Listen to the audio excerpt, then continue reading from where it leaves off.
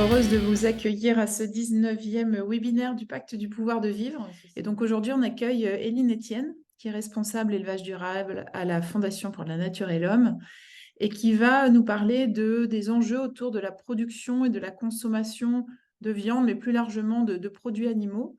Alors d'un point de vue environnemental, mais pas seulement, d'un point de vue socio-économique, démographique. Bonjour et merci beaucoup Amandine pour l'accueil et pour cette invitation pour le webinaire de rentrée. Je vais mettre mon PowerPoint. Hop. Est-ce que c'est tout bon Amandine en termes de partage d'écran? C'est parfait. Merci beaucoup. Et bien c'est parti. Donc on va passer une demi-heure à essayer de voir un petit peu les enjeux autour des filières d'élevage français, essayer de tracer aussi quelques pistes de solutions. À noter qu'une grande partie de mon intervention va être inspirée d'un rapport qu'on a sorti avec la FNH début juillet sur l'élevage bovin. Et donc, je me concentrerai aussi un petit peu plus sur les filières allaitantes, donc de viande bovine et les filières laitières. Je dirais aussi évidemment quelques mots des autres filières où les enjeux sont forts. Mais voilà, je m'étendrai moins dessus parce que nos travaux, en tout cas cette année, sont sur les filières bovines. Et sur les autres filières, ben, ce sera peut-être l'objet d'un webinaire l'année prochaine. Alors, on va commencer par un état des lieux socio-économiques. J'imagine, vous le savez, c'est des filières qui vont pas très très bien. L'idée pour moi, c'est d'essayer d'expliquer un petit peu pourquoi on a de telles difficultés aujourd'hui sur ces filières-là, pour des raisons un petit peu différentes aussi selon les cas. Sur les filières bovines, en premier lieu, on est sur des revenus assez faibles. Pour l'élevage laitier, en moyenne, on est à 26 000 euros par an. Sur l'élevage allaitant, on est à un petit peu moins de 18 000 euros. Donc, on a la situation la plus critique sur l'élevage allaitant avec un taux de pauvreté des éleveurs de 25%, bien au-dessus de la moyenne nationale. Et puis, une forte dépendance aux aides de la PAC pour ces filières-là. On a, pour les éleveurs allaitants, un revenu qui serait négatif pour 90% d'entre eux sans ces soutiens publics-là. Dans les deux cas aussi, des endettements importants et un manque de trésorerie. Alors, comment on peut expliquer cette situation économique-là? Il y a d'une part une balance commerciale qui est en chute libre depuis quelques années pour ces deux secteurs-là et clairement, ça crée une pression sur les prix et sur la rémunération des éleveurs. La raison de cette balance commerciale en chute libre, elle est liée à une stratégie commerciale des filières, plus ou moins délibérée, mais en tout cas qu'on peut voir et qui questionne eu égard à ces résultats. Pour vous donner quelques exemples, pour les deux filières, on a des exportations de produits qui, en fait, ont une faible valeur ajoutée. C'est-à-dire, par exemple, sur la filière allaitante, on va exporter ce qu'on appelle des broutards, donc c'est des veaux de quelques mois en Italie, et puis on les exporte avant qu'ils aient été engraissés, donc pas très cher, et puis ensuite ils vont être exportés ils vont être engraissés pardon, dans d'autres pays, et c'est là que la valeur ajoutée va se créer. C'est la même chose sur le lait. Certes, on exporte des fromages, l'image qu'on a un petit peu tous, mais on exporte aussi par exemple de la poudre de lait avec une spécialisation de plus en plus forte des industries pour exporter de la poudre de lait, mais avec une valeur ajoutée très faible. Et par ailleurs, on a des importations qui augmentent, et notamment parce que notre consommation intérieure est de moins en moins liée à ce qu'on produit. Sur la filière allaitante, c'est très très net. On va par exemple consommer de plus en plus de steak haché ou de burgers en général, de plats préparés. Et cette viande-là, elle va être assez peu issue en fait de l'élevage allaitant français. Elle va être soit importée, soit issue des vaches laitières à la fin de leur carrière, ou parfois issue de l'élevage allaitant, mais donc fortement déclassée. Donc ça, c'est vraiment un gros sujet. Et puis par ailleurs, avec l'avènement des plats préparés ou fabrication industrielle, on a aussi de plus en plus de produits dans ces plats-là, donc de viande, mais ça peut être aussi du beurre très fortement, qui sont importés. Donc on a en fait des flux croisés très importants le long de la filière, à la fois dans la fabrication de ces produits transformés, mais aussi quand on va au restaurant, qui ne sont pas liés à notre production intérieure et qui en plus créent une forte pression sur les revenus des éleveurs à la baisse. Donc ça, c'est vraiment une première explication importante. Et l'autre, en plus de ces revenus, enfin ce prix au litre ou au kilo de viande qui baisse, on a aussi des coûts de production qui augmentent. Je vous ai mis à droite un petit graphique sur les bovins allaitants. Celui sur les bovins laitiers est un petit peu moins marqué, mais les tendances sont les mêmes, où on voit que pour dégager un même revenu entre 2000 et 2020, on a besoin de alors un peu moins d'unités de travail, mais c'est pas forcément une bonne nouvelle en termes d'emploi. Par contre, en termes d'hectares, donc c'est le morceau orange, en termes de capital investi en violet, et puis en termes de consommation intermédiaire, donc d'engrais, d'alimentation pour les animaux, toujours plus pour dégager le même résultat. Donc un résultat constant en 2020, on va avoir besoin de 17% d'hectares en plus par rapport à 2000, de 25% de plus de capital et de 44% de plus de consommation intermédiaire. Donc on voit déjà l'augmentation des coûts et puis que ça crée une dynamique à l'agrandissement pour essayer de supporter ces surcoûts-là. Les conséquences, je pense qu'on les connaît. Après, voir les graphiques, c'est toujours assez impressionnant. C'est une filière où la décapitalisation est forte, en particulier depuis 2016. On a un nombre de vaches qui a baissé de 11% depuis 2014. Et puis, ça se fait en parallèle d'une forte concentration, c'est-à-dire que si le nombre de vaches diminue, on a le nombre d'exploitations qui diminue encore plus vite. Et finalement, on se retrouve avec des exploitations qui sont 25% plus grandes qu'en 2011. Sur les filières porcines et avicoles, on est sur une situation un petit peu différente, dans le sens où les revenus vont être très fluctuants d'une année à l'autre. C'est des filières qui sont très intensives et qui sont du coup peu résilientes. On est très, très majoritairement sur des élevages hors sol avec un taux d'endettement fort. Et pour l'alimentation des animaux, on va avoir recours du coup soit à des importations, soit ça va être des aliments qui vont pas être, en tout cas en majorité, produits sur la ferme, et donc il y en a une très, très forte dépendance aux variations pour les cours mondiaux. Et puis on sait depuis 2 ans que les coûts de l'alimentation animale ou des engrais ont explosé, et donc on est sur des filières qui vont très mal. La filière porcine a eu 2 plans d'aide de sauvetage l'année dernière de plusieurs centaines de millions d'euros, puisque l'augmentation de ces coûts de production-là mettait dans une grande difficulté et au bord de la faillite les éleveurs. Par ailleurs, elles sont peu résilientes puisqu'on a aujourd'hui une phénomène de crise aviaire pour les volailles qui est assez récurrente, qui pose une grosse question sur le long terme. Et puis enfin, on est sur des secteurs qui sont très intégrés avec très peu d'alternatives, qui ont plus une forme industrielle que sur l'élevage allaitant où on peut avoir plus d'autonomie pour les éleveurs vis-à-vis des acteurs en aval. Néanmoins, il y a des enjeux communs économiques sur ces 2 filières-là. Un gros enjeu et qui va faire l'objet d'un projet de loi d'orientation agricole, c'est la question du renouvellement des générations. On est sur des éleveurs qui, en général, ont plus de 50 ans, donc qui vont bientôt partir à la retraite, et sur des secteurs qui manquent d'attractivité, aussi liés à ces difficultés économiques que je viens d'expliquer. Et donc là, il y a un enjeu de savoir que vont devenir ces fermes-là à l'avenir, et puis est-ce que la concentration qu'on voit déjà va s'accentuer, et c'est a priori les tendances qu'on voit actuellement. Un autre enjeu important, c'est la question de la baisse structurelle de la production. On voit que la production baisse quand même depuis quelques années. À la fois, il y a ces enjeux socio-économiques, démographiques, et manque de compétitivité aussi. Et puis des aléas économiques, des aléas pardon, climatiques qui sont de plus en plus forts avec les sécheresses chaque année.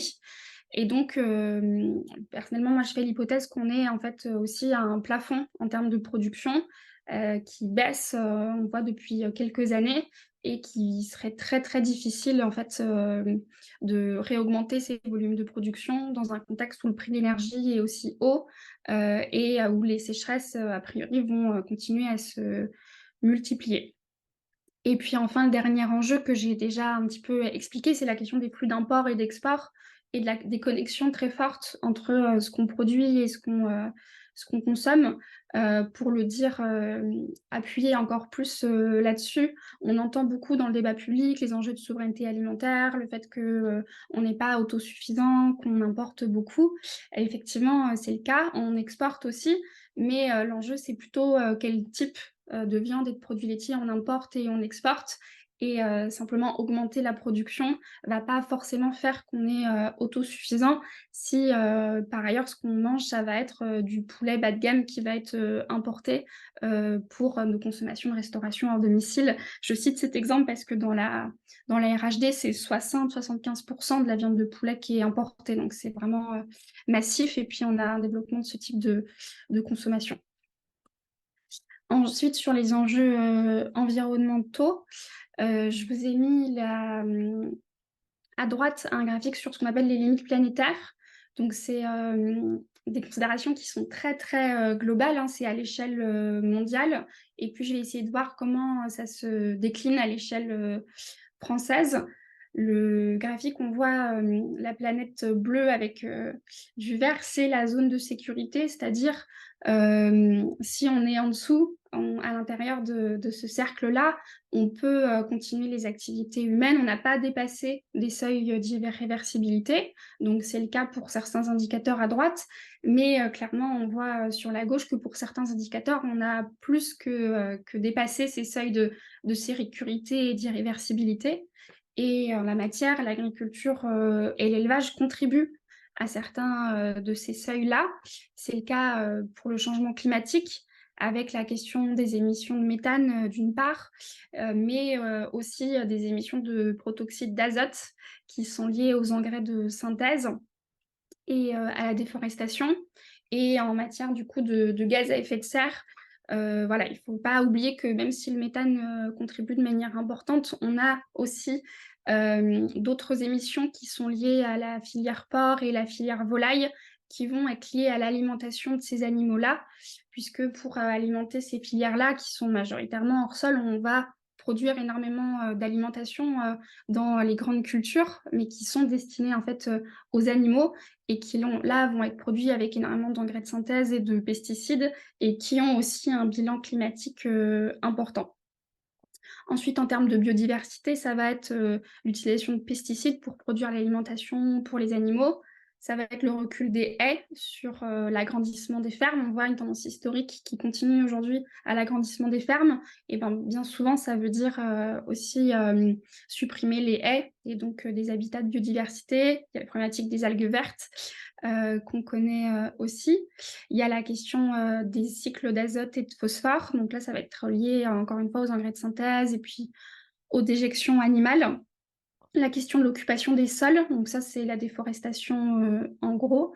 La déforestation notamment, qu'on connaît bien, en Amérique du Sud, liée à l'importation de soja qui ensuite va en France nourrir, donc majoritairement, porcs, volailles et puis, vaches laitières aussi qui sont très consommatrices de soja et puis enfin, l'utilisation, de l'eau. Alors, face à toutes ces, mauvaises nouvelles, en tout cas inquiétantes sur le plan environnemental, comment on peut faire, la transition agroécologique? Quels sont les modèles d'élevage qui sont, à promouvoir? Je vous ai donné des impacts environnementaux qui sont très, globaux. Évidemment, il y a des élevages qui vont être plus ou moins impactants, voire même pour l'élevage bovin sur prairie, on va avoir des impacts positifs en termes de biodiversité. Donc comment on fait pour mettre, les curseurs aux bons endroits et puis, retrouver les limites planétaires et avoir nos activités humaines et d'élevage qui puissent vraiment, être, à l'intérieur de ces limites, biophysiques.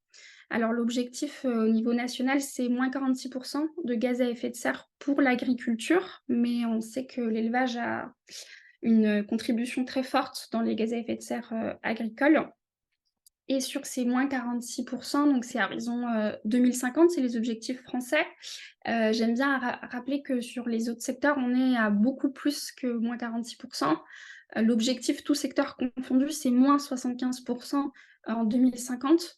Donc ensuite, il y a des arbitrages secteur par secteur pour savoir qui contribue plus ou moins à atténuer ces impacts-là, avec l'idée sur l'agriculture que c'est un secteur essentiel et donc et où aussi les émissions sont moins compressibles, notamment sur le méthane, et donc un effort un petit peu moins important à fournir que pour les autres secteurs. Alors pour définir une conduite pour la transition, les critères qui vont être vraiment importants, ça va être d'une part la taille du cheptel. Sur l'élevage bovin, ce qui va être très émetteur, ça va être les émissions de méthane. Et ça, malheureusement, quel que soit le type d'élevage, quel que soit l'investissement des éleveurs ou la vie des vaches, malheureusement, on a des émissions de méthane qui sont incompressibles. On peut à quelques pourcents près, selon l'alimentation, et cetera, mais grosso modo, ces émissions-là, elles sont incompressibles, et donc en termes de gaz à effet de serre, il n'y a pas le choix que de réduire le nombre, enfin le cheptel. Après, le pari, c'est comment on réduit ce nombre sans réduire le nombre d'exploitations pour autant, mais peut-être on pourra en discuter au moment des questions et des réponses. Le deuxième critère, ça va être quelle est l'alimentation des animaux. C'est un des impacts vraiment importants, peut-être un petit peu caché, c'est comment on produit la nourriture, avec la question des engrais de synthèse notamment, dont j'ai parlé précédemment. Il y a la question de la relocalisation de l'engraissement des broutards, et puis l'accès à l'extérieur, alors plutôt pour des considérations de bien-être animal, mais sur les filières porc et volaille qui sont très intensives, avec par exemple sur les porcs, on est à 95% qui ne voient pas la lumière du jour. En termes de transition agroécologique, il y a aussi cette volonté de transition et d'un plus grand accès à l'extérieur. Et en termes de performance économique sur ces modèles, puisque ce que j'ai peut-être pas assez dit, c'est qu'on a déjà certaines formes d'élevage qui rentrent dans ces critères-là.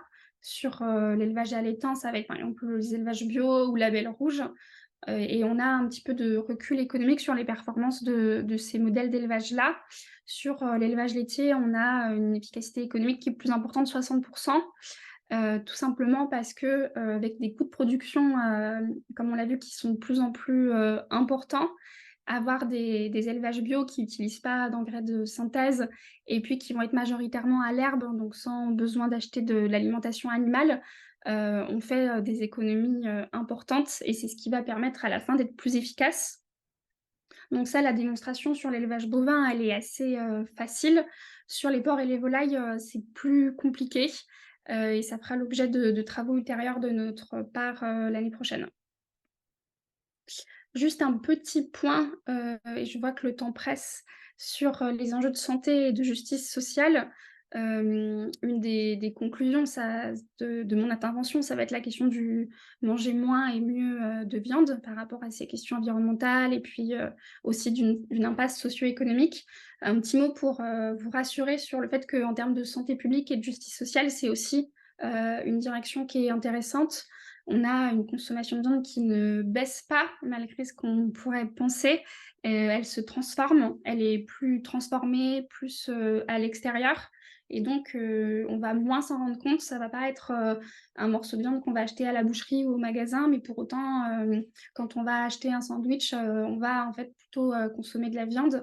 Et donc, ce qui fait que cette consommation, elle baisse pas, et qu'on a aussi une substitution entre différents types de viande, entre typiquement viande rouge et viande blanche, avec l'idée aussi que peut-être la viande blanche serait plus écologique, ce qui n'est pas tout à fait le cas.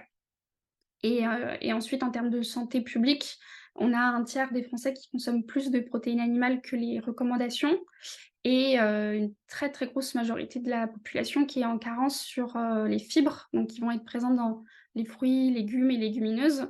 Et donc aujourd'hui, en termes de justice sociale, et je sais que c'est un sujet qui nous intéresse tous à ce webinaire, la plus grande inégalité aujourd'hui, c'est vraiment sur la consommation de fruits et légumes, et c'est un rééquilibrage vers ces aliments-là qui serait intéressant de faire pour des raisons de santé et de justice sociale. Ensuite, à partir de cet état des lieux-là, dans l'étude qu'on a faite, en juillet, qui portait seulement sur les bovins, on s'est demandé: «Bon, ben, voilà, on a une impasse, environnementale, économique. Qu'est-ce qu'on peut faire? Quelles sont les trajectoires qui se dessinent, aujourd'hui pour, les décideurs publics, les citoyens, le monde agricole?» Et on a modélisé 2 trajectoires très contrastées. La première, ça va être, donc je vous l'affiche, c'est, une boussole. L'idée de cette boussole, c'est en extérieur, on a un petit peu repris les limites planétaires en se disant: «Voilà ce qu'on ne doit pas dépasser d'un point de vue environnemental». Et puis à l'intérieur, c'est, des enjeux plutôt socio-économiques en se disant: «Il faut au moins, qu'on arrive à, remplir des besoins, essentiels». Et puis, l'idée, c'est d'être, c'est la théorie du donuts en fait, entre ces besoins essentiels qui est le rond, au milieu, de revenus, de cohésion sociale, de santé, et puis, sans dépasser le rond extérieur qui est, les limites planétaires.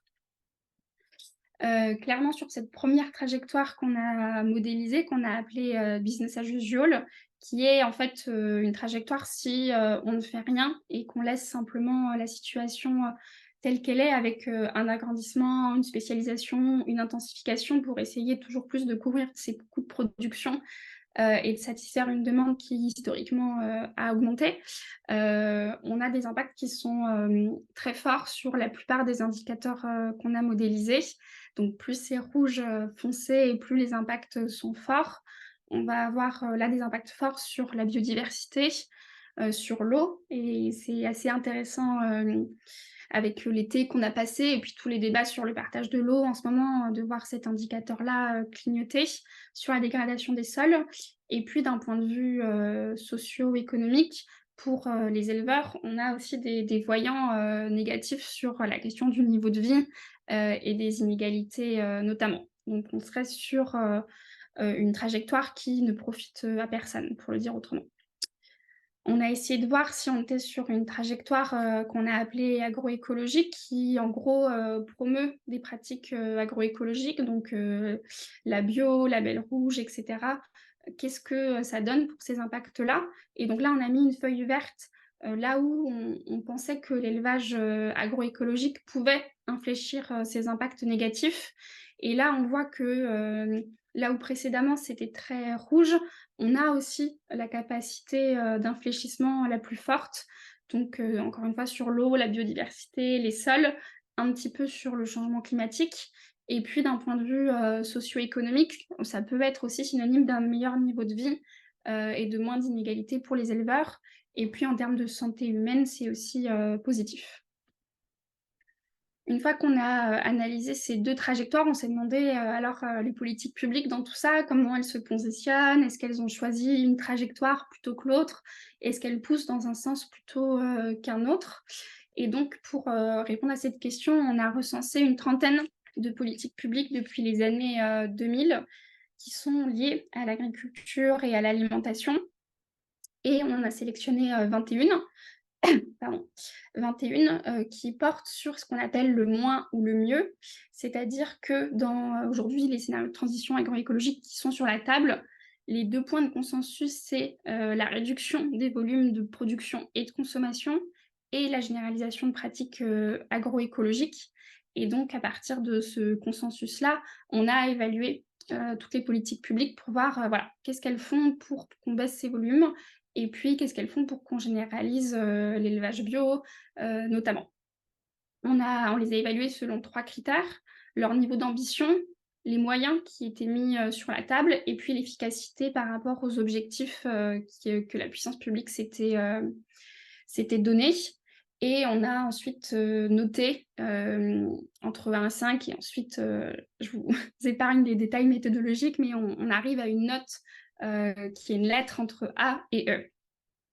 Précision, importante, c'est qu'on a vraiment évalué les politiques publiques qui étaient censées promouvoir la transition agroécologique. Donc on n'a pas évalué certaines politiques agricoles qui vont, par exemple, pousser à l'investissement, dont on sait qu'en général, c'est plutôt négatif. Là, on a vraiment essayé de regarder, quand le législateur a une volonté, d'amélioration, des pratiques, quelle est, l'efficacité, comment on évalue, cette volonté-là.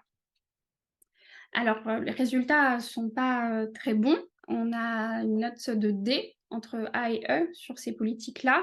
En général, les objectifs sont plutôt bons, mais on n'a pas les moyens qui sont mis en face, on a des objectifs qui ne sont pas atteints, et puis parfois on va cibler des mesures qui ne sont pas structurelles.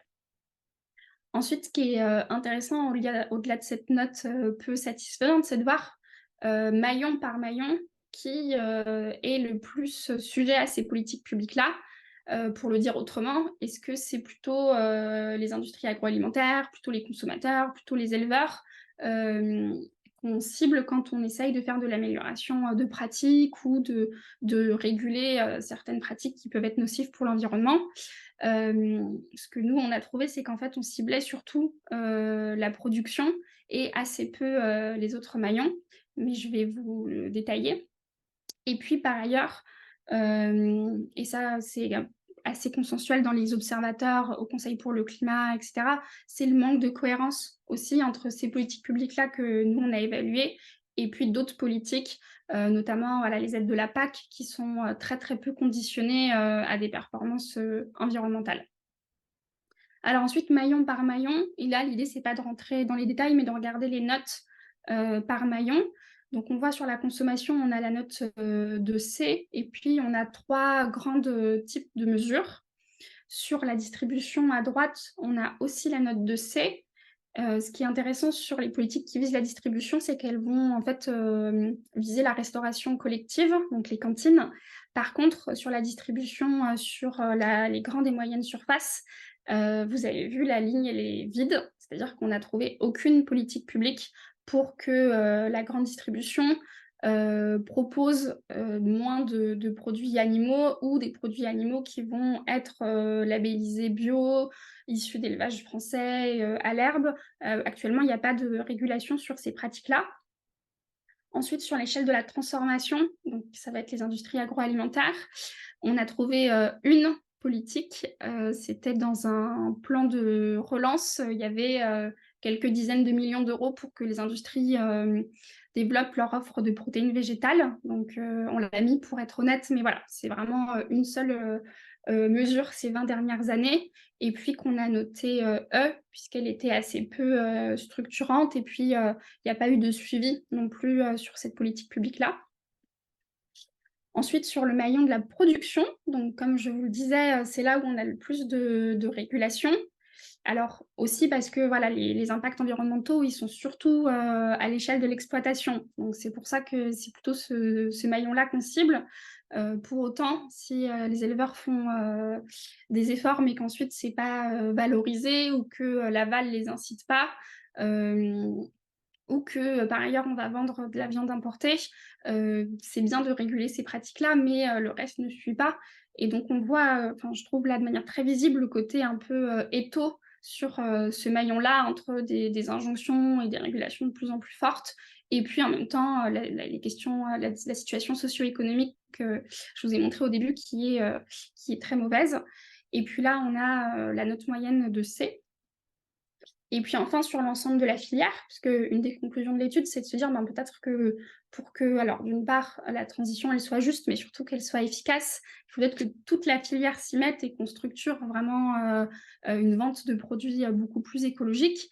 Est-ce qu'on a des politiques publiques qui disent à la filière OK, on va le faire tous ensemble, vous mettez des objectifs filière, et puis on suit, on voit ce que ça donne.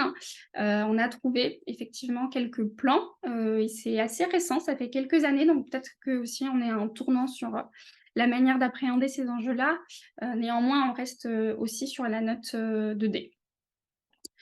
Voilà, quelques pistes, et puis je m'arrêterai là pour sortir de l'impasse. Alors, on est à l'heure de la planification écologique aujourd'hui, et ça tombe bien parce qu'on a vraiment besoin de planification pour ce secteur-là. On a besoin de planification par rapport au manque de cohérence sur les politiques publiques, au manque de cohérence entre ce qu'on consomme et ce qu'on produit. Et puis aussi pour accompagner cette transition. Aujourd'hui, la baisse du cheptel pour les bovins, mais c'est aussi le cas pour les porcs et les volailles, elle est largement subie. Et elle se fait aussi sur les élevages qui, en général, sont les plus vertueux, et elle se traduit par une concentration forte des activités. Donc, en tout cas, notre discours en tant qu'ONG environnementale, ça va être de dire comment on accompagne cette transition-là et comment on sort du statu quo qui ne profite à personne. Et est-ce qu'une transition, finalement, ce ne serait pas plus profitable pour les éleveurs que cette situation actuelle? Donc, l'urgence de planifier la transition, de partager les efforts le long de la filière, c'est ce que je viens d'expliquer, de changer ce qu'on appelle l'environnement alimentaire, dont on parle de plus en plus. C'est-à-dire que, oui, il faut que la consommation évolue, et en même temps, si l'offre alimentaire, ça va être beaucoup de produits animaux et beaucoup de produits animaux bas de gamme, comment les consommateurs peuvent aussi changer leur comportement. Ça va être une structuration de débouchés et puis des régulations plus fortes. Et enfin, un dernier mot sur la question des aides publiques, pour vous dire quand même quelques mots sur le rapport de la Cour des comptes, qui a fait couler beaucoup d'encre, qui appelait à une réduction du cheptel. Au-delà de cette conclusion-là, ce qui était vraiment important dans ce rapport, c'est de la question de l'efficacité de la dépense publique. Le rapport mentionnait le fait qu'il y a 4 milliards d'euros d'aides publiques chaque année pour les élevages bovins, qui était un chiffre qu'on n'avait pas jusqu'à présent, et que pour autant, on est dans une situation critique et que les indicateurs pour autant sont en rouge. Donc, comment on alloue ces enveloppes-là pour la transition? C'était un petit peu la conclusion de la Cour des comptes, mais ce n'est pas forcément celle qui a été retenue, mais en tout cas, c'est aussi nous ce qu'on porte en tant qu'ONG environnementale. Merci. Merci beaucoup, Éline. On va passer aux questions. On a 12 minutes de questions ensemble. Il y en a quelques-unes déjà inscrites dans le petit chat, donc n'hésitez pas à les compléter. Une première question de Patrick. Est-ce qu'il existe des simulations qui démontrent que le développement de l'agriculture paysanne permet d'alimenter localement la population pour que les fermes soient rentables? Et en clair, est-ce qu'il y a un débat autour de la suppression de l'exportation de viande? Ok, alors plusieurs questions dans une. Sur le côté nourrir localement la population, oui, c'est possible avec donc, des fermes qui vont être beaucoup plus diversifiées. Et puis, ce sera d'autant plus le cas qu'aujourd'hui, on voit que dans certaines régions très, très spécialisées, on va plus que nourrir, en tout cas théoriquement, parce que c'est pas forcément ce qui arrive dans les assiettes, mais en tout cas, quand on regarde les chiffres, théoriquement, on peut plus que nourrir la population en viande ou produits laitiers. Mais par exemple, il n'y a pas de production de fruits et légumes ou de légumineuses. Donc, en fait, aujourd'hui, on ne nourrit pas du tout les Français avec ce qu'on produit, pour le dire très clairement. J'exagère un peu, mais grosso modo, il y a quand même une forte déconnexion entre ce qu'on produit et ce qu'on consomme. Alors qu'au contraire, si on allait sur des fermes en agroécologie diversifiées et qu'on développait, par exemple, les légumineuses qui sont aussi très bonnes dans des systèmes bio pour se passer d'engrais, on aurait une offre beaucoup plus diversifiée. Donc oui, est-ce que ce serait rentable? Ça, c'est une très bonne question. On a aujourd'hui des fermes qui sont rentables qui le font. Après, elles vont être beaucoup en circuit court et ça pose aussi des questions. Et par ailleurs, sur la question des aides publiques dont je parlais à la fin, aujourd'hui, les aides publiques, elles sont proportionnées à la taille et elles aident très fortement l'élevage, beaucoup plus que des cultures végétales. Donc voilà, il y a beaucoup de curseurs à bouger pour répondre à cette question-là. Et ensuite, sur l'exportation de viande, est-ce qu'il y a des débats? C'est une bonne question. En tout cas, moi, je pense qu'il devrait y en avoir un. En plus, on n'exporte pas forcément à des pays qui en auraient besoin ou qui ne pourraient pas produire. Et puis, clairement, ça contribue à spécialiser fortement nos élevages, à les rendre très intensifs pour être compétitifs sur la scène mondiale. Et ça fait partie des stratégies de filière que, voilà, à titre personnel, je questionne même d'un point de vue économique. Ok, merci Eline. Une question d'Alain sur la définition de l'agroécologie qui dit le problème avec l'usage des pratiques dites agroécologiques, c'est que chacun y amène sa définition du 100% naturel, voire aux OGM, etc. De l'autre côté. Donc il faudrait l'encadrer. Est-ce que, voilà, où en est cette question d'encadrer la définition de pratiques agroécologiques ou de systèmes agroécologiques? Alors, on a plusieurs réponses. Il y a une définition officielle, mais bon, qui n'est pas du tout satisfaisante, qui va être triple performance environnementale, économique. Donc ça, c'est la définition officielle. Après, nous, en tant qu'ONG Landal, dans les travaux de recherche qu'on fait, on va plutôt prendre le cahier des charges de l'agriculture biologique, parce que c'est le seul cahier des charges qui est vraiment contraignant sur des indicateurs significatifs. Et sinon, sur d'autres critères, ça va être la question de, voilà, de l'autonomie pour l'alimentation des animaux, qui est un gros sujet. Et puis sinon, il y a d'autres définitions sur des produits qualitatifs, etc.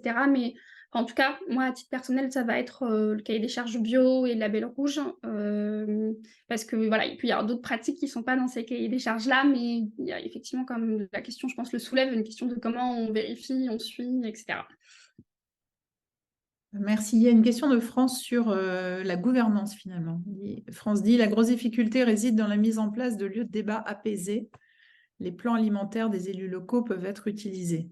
Est-ce que vous travaillez sur cette question de la gouvernance et comment faire, voilà, rendre ces débats plus apaisés justement? Ouais, bah, c'est un gros sujet. C'est vrai que les débats sont de moins en moins apaisés. Je pense qu'effectivement, l'échelle locale peut être un bon niveau de débat autour des plans, des projets alimentaires territoriaux, avec des villes aussi qui, depuis plusieurs années, se saisissent de la question, essayent de faire dialoguer autour d'une table différents acteurs. Et puis sinon, au niveau national, voilà, pour être plus politique, le ministère de la Transition écologique qui essaye, ou le ministère de la Santé, qui essaye de plus en plus de dire au ministère de l'Agriculture qu'il faut être codécisionnaire, qu'il y a différents critères pour évaluer de la performance de l'agriculture. Il y a la question du pluralisme, quels syndicats en écoute. Enfin, effectivement, c'est un gros chantier. On ne sait pas toujours par où commencer, mais c'est le nerf de la guerre, en effet, ouais. Il y a une question d'Hervé sur le rôle de l'aval qui est déterminant. Est-ce qu'on peut influer sur les pratiques de la grande distribution? Tu as donné quelques pistes avec l'analyse des politiques publiques, mais comment on peut faire plus? Et ben nous, ce qu'on propose dans le rapport, ça va être, par exemple, de donner des objectifs de réduction des émissions de gaz à effet de serre. Voilà, de demander à la grande distribution que d'ici 2030, 2050, elles baissent leurs émissions de gaz à effet de serre. Ça, c'est un levier. Certaines s'y sont déjà engagées, d'autres pays sont plus avancés. Ça peut être de leur imposer que l'offre soit beaucoup plus biologique, avec plus de produits végétaux. Ça peut être encadrer les surmarges sur la viande bio. Donc, on a des pistes et qui vont être de plus en plus, je pense, dans le débat public. Enfin, en tout cas, que nous, on va beaucoup plus pousser et d'autres acteurs. Et clairement, il y a des leviers qui, je pense, ont été sous-exploités. Oui. Merci. Il y a une question sur les habitudes de consommation qui est en substance comment changer les imaginaires sur la consommation, les consommateurs. Tu parlais de la place des protéines végétales, etc. Est-ce que ça avance sur ces questions-là? Ben, alors, quand on regarde les sondages, on a l'impression que ça avance. Mais voilà, les habitudes de consommation, quand on regarde les chiffres, évoluent moins que prévu. Et ça peut être de manière un petit peu contre-productif, c'est-à-dire que, ce que j'expliquais un petit peu, on va acheter moins de viande au supermarché parce que je pense que beaucoup ont intériorisé, voilà, les questions environnementales, de santé publique, l'idée que j'en achète moins, mais j'en achète mieux, voilà. Et pour autant, beaucoup d'actes de consommation plus invisibles sans s'en rendre compte. Voilà, on va acheter un sandwich, un plat préparé, et en fait, il y aura quand même de la viande et finalement, ça va peser lourd et c'est pas du tout anecdotique. La question des repas plaisir, ça va être, voilà, beaucoup synonyme de viande. Et après, je pense qu'il y a aussi une différence générationnelle de genre aussi. Et ça pourrait être intéressant de travailler plus sur ces représentations-là dès l'enfance. Euh, et enfin, je pense que ce qui manque, c'est aussi une parole politique pour dire, comme c'est dans d'autres pays, qu'on a besoin de réduire cette consommation, que c'est bon pour la santé de réduire cette consommation. Et aujourd'hui, ça manque. Merci. Une question de Lucille sur les questions de justice sociale qui demande si finalement la justice sociale ne porte-t-elle pas plus largement sur l'accès à des produits de qualité en circuit court et locaux et qui sont souvent plus accessibles ou plus aisés. Est-ce que tu as vu des pistes intéressantes sur ces questions-là? Comment rendre ces produits locaux, bio, etc., de saison, plus accessibles aux plus modestes? Oui, bah, là-dessus, sur l'intelligence artificielle, il y a vraiment, voilà, 2 éléments. Il y a la question de qu'est-ce qu'on mange comme produit, et puis par ailleurs, effectivement, comment elle s'est produit. Sur la question des circuits courts et cetera, c'est déjà des démarches qui essayent de supprimer les intermédiaires pour être, accessibles. Après, il y a le sujet du prix de l'alimentation qui est un vaste, débat. Mais, voilà, est-ce que, la viande ou les produits laitiers qui nécessitent énormément de ressources pour être produites, pardon, doivent être, peu chers? Et là, enfin voilà, moi j'ai pas d'avis tranché, mais je pense que c'est un débat qui mérite, d'être posé. Est-ce qu'il faut en manger, tous les jours? Donc ça, c'est un débat à poser.